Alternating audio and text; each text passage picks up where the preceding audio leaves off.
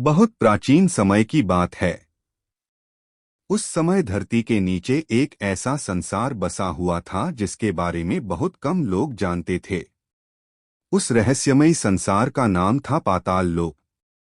लोग अक्सर सोचते थे कि पाताल लोक अंधेरा और डरावना होगा, लेकिन सच्चाई बिल्कुल अलग थी। वहां अंधेरा नहीं बल्कि चमकते हुए रत्नों की रोशनी फैली रहती थी। विशाल गुफाओं की छतों में लाखों चमकीले पत्थर जड़े हुए थे जो तारों की तरह चमकते थे। वहां की नदियां चांदी जैसी चमकती थीं और उनके किनारों पर नीले और लाल फूल खिलते थे जो रात में भी रोशनी देते थे। पाताल लोक में रहने वाले लोग साधारण नहीं थे। वहां नाग, यक्ष, किन्नर और कई जादुई जीव रहते थे। उस विशाल राज्य का राजा था महाराज वासुकिराज। महाराज वासुकिराज बहुत शक्तिशाली और बुद्धिमान राजा थे। उनके सिर पर सरपमनी से सजा मुकुट रहता था और उनकी आंखों में एक अजीब सी चमक थी। कहा जाता था कि उनके पास ऐसी शक्तियां थीं जिससे वह पृथ्वी की गहराई तक देख सकते थे। लेकिन उनकी सबसे बड़ी चिंता एक रहस्य था जो पाताल लोक के अंदर छुपा हुआ था। उस रहस्य को बहुत कम लोग जानते थे। पाताल लोक के सबसे गहरे हिस्से में एक और संसार था, नागलोक। नागलोक नागों का प्राचीन राज्य था जहां हजारों विशाल नाग रहते थे। उस स्थान के बीचों बीच एक अद्भुत खजाना छुपा हुआ था। उस खजाने में रखी थी एक चमकती हुई मणि, अनंतमणि। अनंतमणि साधारण मणि नहीं थी। कहा जाता था कि उसकी रोशनी से ही पाताल लोक में जीवन था।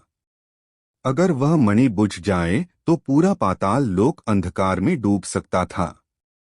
लेकिन इस रहस्य को केवल राजा, कुछ पुजारी और नागलोक के रक्षक ही जानते थे।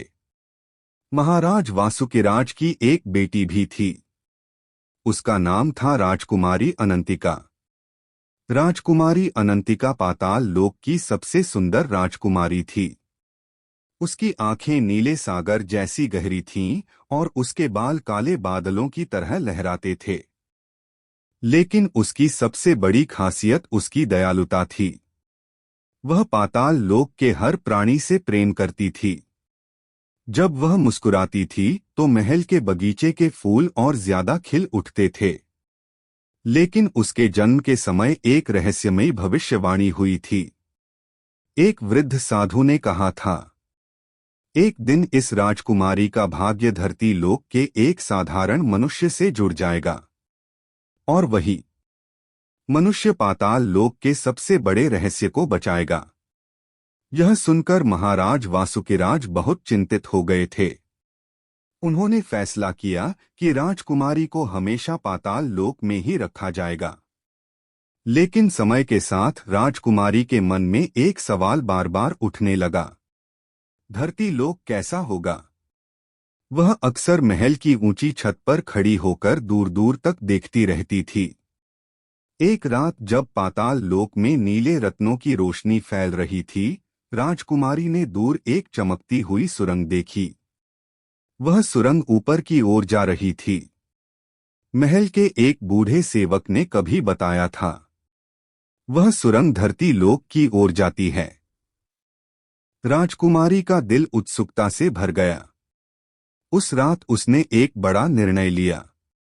वह धीरे धीरे महल से बाहर निकली और उस चमकती हुई सुरंग की ओर बढ़ने लगी। सुरंग बहुत लंबी थी। जैसे जैसे वह आगे बढ़ती गई, हवा बदलती गई। कुछ देर बाद अचानक उसके सामने एक नया संसार खुल गया। वह धरती लोक था। ऊपर विशाल आसमान था जिसमें चमकता हुआ चाँद दिखाई दे रहा था। राजकुमारी पहली बार धरती की हवा महसूस कर रही थी। वह एक घने जंगल में खड़ी थी। उसी जंगल में एक युवक लकड़ियां काट रहा था। उसका नाम था गंगाराम। गंगाराम एक साधारण किसान का बेटा था। वह मेहनती और ईमानदार युवक था। जब उसने राजकुमारी को देखा तो वह चौंक गया। इतनी सुंदर लड़की उसने पहले कभी नहीं देखी थी। वह धीरे से बोला, तुम कौन हो और इस जंगल में अकेली क्यों हो? राजकुमारी थोड़ी घबराई लेकिन फिर मुस्कुराकर बोली, मैं एक दूर देश से आई हूं, बस इस दुनिया को देखने। गंगाराम ने उसे पानी दिया और बैठने के लिए जगह दी। धीरे धीरे दोनों बातें करने लगे। राजकुमारी को गंगाराम की सादगी बहुत अच्छी लगी और गंगाराम को उसकी रहस्यमयी मुस्कान। उसी रात से एक ऐसी कहानी शुरू हुई जिसे बाद में तीनों लोकों में याद किया गया। लेकिन उन्हें यह नहीं पता था कि उनका यह मिलना पाताल लोक के सबसे बड़े रहस्य से जुड़ा हुआ है। और बहुत जल्द एक ऐसा रहस्य सामने आने वाला था जो नागलोक और जादुई खजाने को खतरे में डाल सकता था।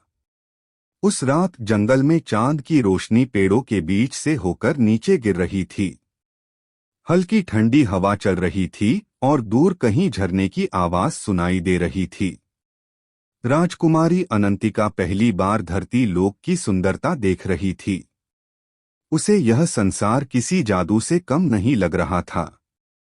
गंगाराम ने लकड़ियां एक तरफ रखीं और राजकुमारी की ओर देखा। तुम सच में कहां से आई हो? उसने फिर पूछा। राजकुमारी कुछ पल चुप रही। वह अपना असली राज नहीं बता सकती थी। वह मुस्कुराई और बोली, मैं बहुत दूर से आई हूं, इतनी दूर कि तुम्हें विश्वास भी नहीं होगा। गंगाराम हंस पड़ा। ठीक है, अगर तुम नहीं बताना चाहती तो मत बताओ, लेकिन तुम यहां सुरक्षित हो। उसकी यह बात सुनकर राजकुमारी को पहली बार किसी इंसान पर भरोसा हुआ। दोनों नदी के किनारे बैठ गए। गंगाराम ने उसे धरती लोक की बातें बतानी शुरू की, खेत, गांव, लोग, त्योहार और आसमान में उड़ते पक्षी। राजकुमारी सब कुछ बड़ी उत्सुकता से सुनती रही। कुछ देर बाद उसने आसमान की ओर देखा और धीरे से कहा, यह आसमान कितना सुंदर है। गंगाराम ने मुस्कुराकर कहा, यह तो रोज का आसमान है। राजकुमारी के लिए वह किसी चमत्कार से कम नहीं था। धीरे धीरे रात गहराती गई। राजकुमारी को वापस पाताल लोक जाना था। जाने से पहले उसने गंगाराम से कहा, क्या मैं फिर कभी यहां आ सकती हूं? गंगाराम ने बिना सोचे कहा, तुम जब चाहो आ सकती हो। उस दिन के बाद से राजकुमारी हर रात धरती लोक आने लगी। दोनों जंगल में घूमते, नदी के किनारे बैठते और घंटों बातें करते। समय के साथ दोनों के दिलों में एक अनकहा रिश्ता बनने लगा। गंगाराम को लगता था कि राजकुमारी साधारण लड़की नहीं है, और राजकुमारी को लगता था कि गंगाराम जैसा सच्चा दिल पूरे संसार में नहीं होगा। लेकिन उन्हें यह नहीं पता था कि पाताल लोक में एक बड़ा रहस्य जागने वाला है। एक दिन पाताल लोक के सबसे पुराने पुजारी ने महाराज वासुकिराज से कहा, महाराज, एक बड़ी समस्या आने वाली है। महाराज ने गंभीर आवाज में पूछा, क्या हुआ? पुजारी ने कहा, नागलोक की अनंतमणि की चमक कम होने लगी है। यह सुनते ही महाराज की आंखें फैल गईं। अनंतमणि पाताल लोक की सबसे शक्तिशाली मणि थी। अगर उसकी रोशनी कम हो जाए तो पूरे पाताल लोक का संतुलन बिगड़ सकता था। उसी समय महल के सैनिकों ने एक और खबर दी। उन्होंने बताया कि राजकुमारी अक्सर महल से बाहर जाती है। महाराज को यह सुनकर शक हुआ। एक रात उन्होंने अपने जादुई दर्पण से देखा। दर्पण में एक दृश्य दिखाई दिया। राजकुमारी धरती लोक के जंगल में एक मनुष्य के साथ बैठी थी। महाराज बहुत क्रोधित हो गए। उन्होंने तुरंत अपने सैनिकों को आदेश दिया, उस मनुष्य को पाताल लोक में ले आओ। अगली रात जब गंगाराम जंगल में राजकुमारी का इंतजार कर रहा था, तभी अचानक उसके चारों ओर नीली रोशनी फैल गई। कुछ ही पल में वह पाताल लोक के महल में पहुंच गया। जब उसने आंखें खोलीं तो वह एक विशाल सिंहासन के सामने खड़ा था। चारों तरफ नाग योद्धा खड़े थे। सिंहासन पर बैठे थे महाराज वासुकिराज। उन्होंने गुस्से से पूछा, मनुष्य, तुम मेरी बेटी के साथ क्या कर रहे थे? गंगाराम डर गया, लेकिन उसने सच्चाई से कहा, महाराज, मैं उनसे प्रेम करता हूं और कभी उन्हें दुख नहीं दूंगा। उसी समय राजकुमारी भी महल में आ गई। उसकी आंखों में आंसू थे। वह बोली, पिताजी, गंगाराम बुरा इंसान नहीं है। महल में गहरी खामोशी छा गई। महाराज कुछ देर तक गंगाराम को देखते रहे। फिर अचानक उन्होंने पूछा, अगर पाताल लोक खतरे में हो तो क्या तुम उसकी रक्षा करोगे? गंगाराम ने बिना सोचे कहा, अगर मेरी जान भी देनी पड़े तो मैं करूंगा। महाराज ने पहली बार मुस्कुराया। उन्हें लगा शायद यही वह मनुष्य है जिसके बारे में भविष्यवाणी की गई थी। लेकिन उसी समय पाताल लोक की गहराइयों से एक डरावनी आवाज गूंजी। वह आवाज नागलोक की दिशा से आ रही थी। ऐसा लग रहा था जैसे कोई बहुत पुरानी शक्ति जाग रही हो, और शायद वही शक्ति जादुई खजाने को अपने कब्जे में लेना चाहती थी। पाताल लोक के महल में अचानक गूंजी वह रहस्यमयी आवाज सुनकर सभी चौंक गए। ऐसा लग रहा था जैसे धरती की गहराइयों में कोई बहुत पुरानी शक्ति जाग उठी हो। महाराज वासुकिराज तुरंत अपने सिंहासन से उठ खड़े हुए। उन्होंने महल के सैनिकों से कहा, यह आवाज नागलोक की दिशा से आई है। जरूर वहां कुछ बड़ा हुआ है। राजकुमारी अनंतिका घबरा गई। उसने पूछा, पिताजी, क्या नागलोक खतरे में है? महाराज कुछ देर चुप रहे। फिर उन्होंने गंभीर स्वर में कहा, अगर नागलोक में कुछ हुआ है तो इसका मतलब है कि अनंतमणि खतरे में है। गंगाराम यह सब सुनकर हैरान था। उसे अभी तक समझ नहीं आ रहा था कि पाताल लोक के अंदर इतने बड़े रहस्य छुपे हुए हैं। महाराज ने उसकी ओर देखा। गंगाराम, अब समय आ गया है कि तुम्हें पाताल लोक का सबसे बड़ा रहस्य बताया जाए। उन्होंने अपने जादुई दंड को जमीन पर टकराया। तुरंत महल की दीवारें चमकने लगीं और एक विशाल नक्शा सामने दिखाई देने लगा। वह नक्शा पाताल लोक का था। नक्शे के सबसे नीचे एक स्थान चमक रहा था। महाराज ने कहा, यह है नागलोक, और यहीं छुपा हुआ है पाताल लोक का सबसे बड़ा खजाना। गंगाराम ने पूछा, कौन सा खजाना? महाराज बोले, वह है अनंतमणि, एक ऐसी जादुई मणि जिसकी शक्ति से पूरे पाताल लोक में जीवन है। राजकुमारी अनंतिका भी ध्यान से सुन रही थी। महाराज ने आगे कहा, लेकिन उस मणि की रक्षा एक प्राचीन नाग करता है, जिसका नाम है महानाग अनंतशेष। महानाग अनंतशेष हजारों साल पुराना नाग था। उसका शरीर पर्वत जितना विशाल था और उसकी आंखों में आग जैसी चमक थी। वह नागलोक का रक्षक था। महाराज बोले, अगर अनंतमणि की रोशनी बुझ गई तो पाताल लोक अंधकार में डूब जाएगा। तभी महल के बाहर से एक सैनिक भागता हुआ आया। वह घबराया हुआ था। महाराज, नागलोक के द्वार पर अजीब हलचल हो रही है। यह सुनकर महाराज समझ गए कि समय बहुत कम है। उन्होंने गंगाराम की ओर देखा।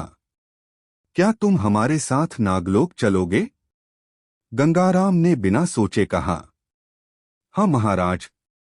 राजकुमारी भी तुरंत बोली, मैं भी साथ जाऊंगी। कुछ ही देर में तीनों नागलोक की ओर निकल पड़े। नागलोक का रास्ता पाताल लोक की सबसे गहरी सुरंगों से होकर जाता था। जैसे जैसे वे आगे बढ़ते गए, वातावरण और भी रहस्यमयी होता गया। दीवारों पर चमकते हुए पत्थर थे और कई जगह अजीब जादुई जीव दिखाई दे रहे थे। कई घंटों की यात्रा के बाद वे एक विशाल द्वार के सामने पहुंचे। वह था नागलोक का द्वार। द्वार सोने और काले पत्थरों से बना हुआ था। उस पर हजारों नागों की आकृतियां बनी हुई थीं। महाराज ने अपने जादुई दंड से द्वार को छुआ। धीरे धीरे विशाल द्वार खुलने लगा। अंदर का दृश्य अद्भुत था। चारों ओर विशाल नाग घूम रहे थे। बीच में एक बहुत बड़ा महल था। उसी महल के अंदर रखा था अनंतमणि का खजाना।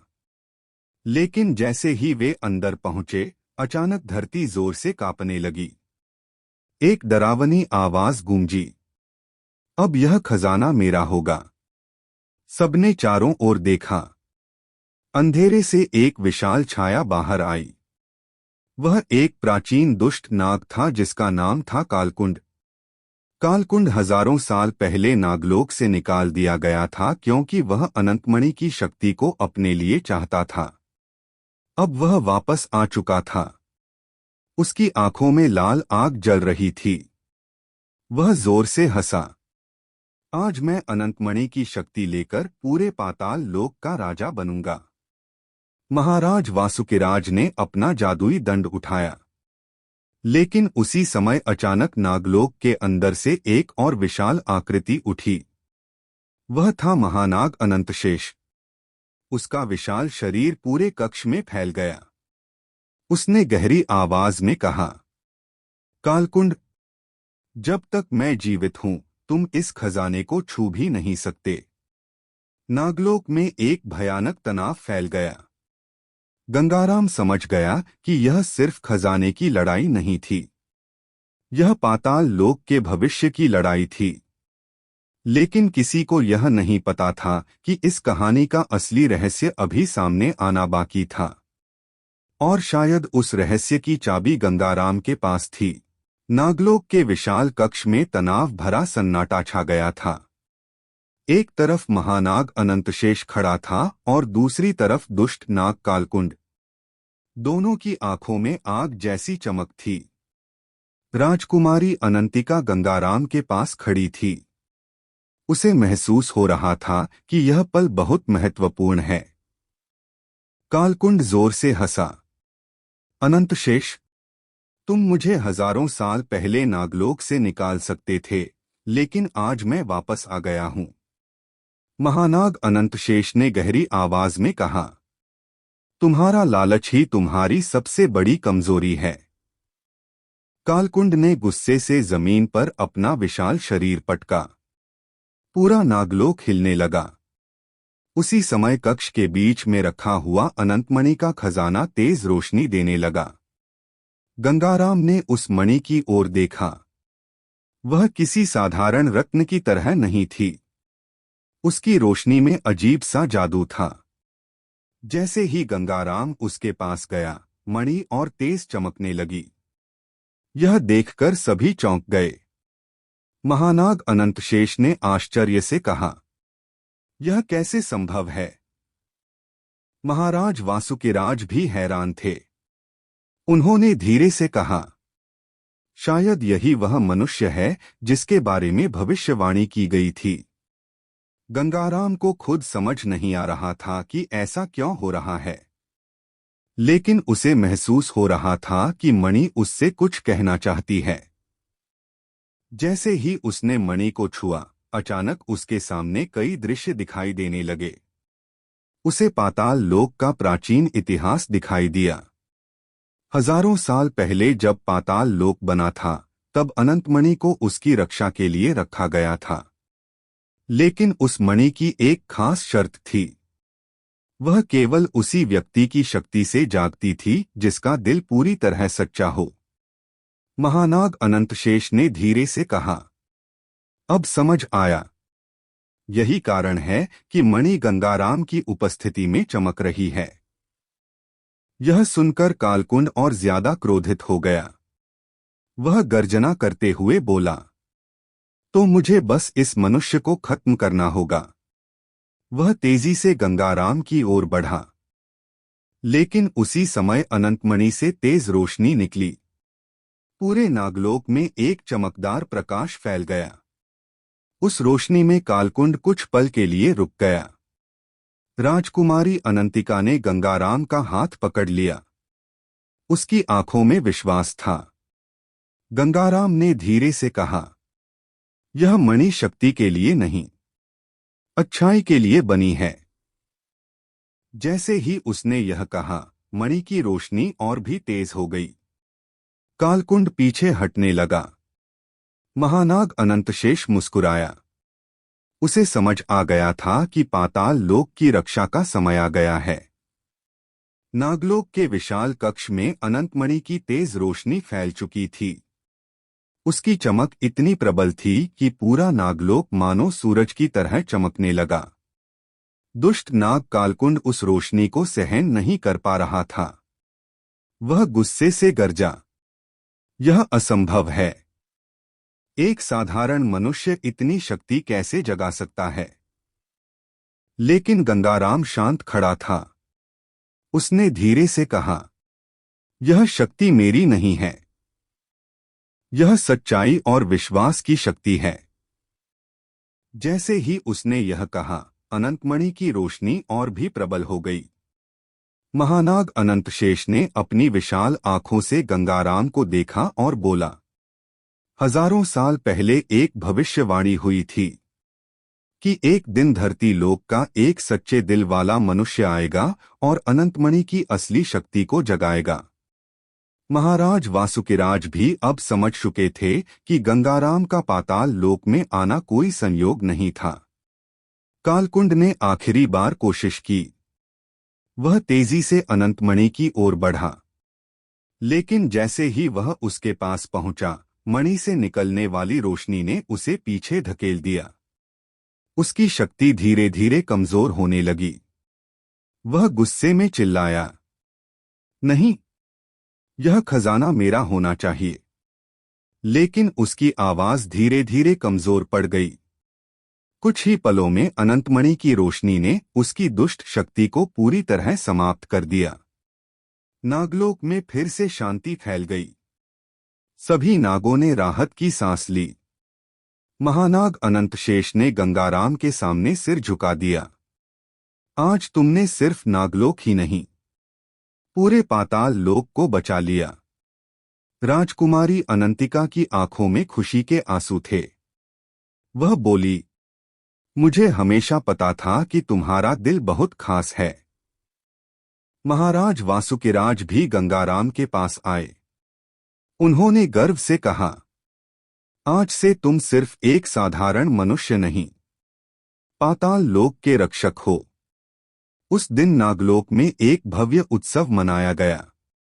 अनंतमणि की रोशनी पहले से भी ज्यादा चमकने लगी। उसकी चमक पाताल लोक की हर गुफा और हर नदी तक पहुंचने लगी। गंगाराम और राजकुमारी अनंतिका का प्रेम भी अब तीनों लोकों में प्रसिद्ध हो गया। समय के साथ दोनों ने मिलकर पाताल लोक और धरती लोक के बीच एक नया संबंध बना दिया। अब दोनों लोकों के लोग एक दूसरे की मदद करने लगे और पाताल लोक पहले से भी ज्यादा खुशहाल हो गया। कहते हैं कि आज भी धरती के बहुत गहरे नीचे नागलोक का वह खजाना मौजूद है।